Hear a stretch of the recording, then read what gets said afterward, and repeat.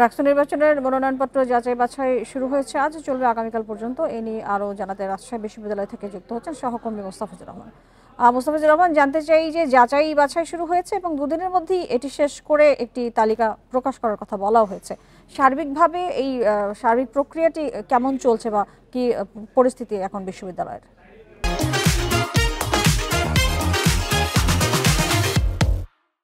দেখুন, দীর্ঘদিন পর অর্থাৎ ৩৫ বছর পর রাজশাহী বিশ্ববিদ্যালয়ে অর্থাৎ রাকসু নির্বাচন অনুষ্ঠিত হতে যাচ্ছে এবং রাকসু নির্বাচন অনুষ্ঠিত হতে গিয়ে বেশ কিছু চড়াই উতরাই পের হতে হচ্ছে। অর্থাৎ এখানে নির্বাচন কমিশনকে কয়েকটি ধাপ পের হতে হচ্ছে। তার কারণ হচ্ছে, এর আগে যখন আমরা দেখেছিলাম যে রাকসু নির্বাচনে যখন তফসিল ঘোষণা করা হয়, তফসিলের পরবর্তীতে ভোটার তালিকা নিয়ে একটি প্রশ্ন উঠেছিল।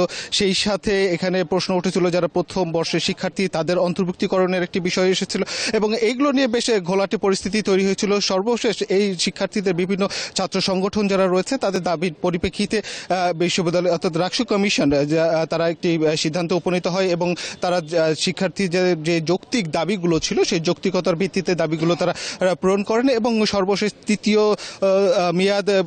তৃতীয় দফায় নির্বাচনের তারিখ বৃদ্ধি করা হয় এবং এরপরে কিন্তু চূড়ান্ত তারিখ নির্ধারণ করা হয় 25 সেপ্টেম্বর।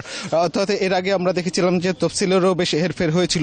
এখন পর্যন্ত যেটি চলছে, অর্থাৎ এখন বলা যেতে পারে পুরো ক্যাম্পাস জুড়ে নির্বাচনী আমেজ বিরাজ করছে এবং এরপরেও আমরা দেখেছি যে বিভিন্ন যে ছাত্র সংগঠনগুলো রয়েছে, এখানে ছাত্র দল থেকে শুরু করে ছাত্র শিবির, তারা গতকালকেই তাদের যে প্যানেল সেটি তারা এখানে সংবাদ সম্মেলন করে জানান দিয়েছেন। সেই সাথে বিভিন্ন যে ছাত্র সংগঠনগুলো রয়েছে, বাম সংগঠনগুলো রয়েছে, তারাও কিন্তু তাদের প্যানেলগুলোর জানান দিচ্ছে এবং তারা কোন পদে কে, ভিপি পদে কে দাঁড়াচ্ছেন, বিজেএস পদে কে দাঁড়াচ্ছেন, এইসব অন্যান্য পদগুলোতে তারা দাঁড়াচ্ছেন।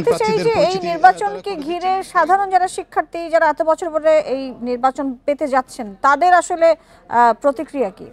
সেপ্টেম্বর এবং এরপর থেকে এই প্রার্থী যারা রয়েছেন তারা কিন্তু নির্বাচনী প্রচারণায় নামতে পারবেন এবং এর আগে 13 তারিখ পর্যন্ত 13 তারিখে প্রার্থী প্রত্যাহারের যে দিনটি সেটি নির্ধারণ করা রয়েছে এবং নির্বাচন কমিশন বলছে যে নির্বাচনী আচরণ বিধির ক্ষেত্রে তাদের শক্ত অবস্থানে রয়েছেন এবং কোনো ক্ষেত্রেই যেন নির্বাচনী আচরণ বিধি লঙ্ঘিত না হয় বা লঙ্ঘন করলে তাকে শাস্তির আওতায় নিয়ে আসা হবে, এই বিষয়ে তাদের কোনো ছাড় দেওয়া হবে না। এটি কিন্তু নির্বাচন কমিশনের পক্ষ থেকে বলা হচ্ছে এবং নির্বাচন কমিশন পক্ষ থেকে একটি কথা বারবার বলা হচ্ছে যে সুষ্ঠু নির্বাচন অনুষ্ঠানে তাদের সার্বিক প্রক্রিয়া কিন্তু এর মধ্যে সম্পন্ন করা হয়েছে। সেই সাথে শিক্ষার্থীদের যে নিরাপত্তার যে প্রসঙ্গটি এসেছে,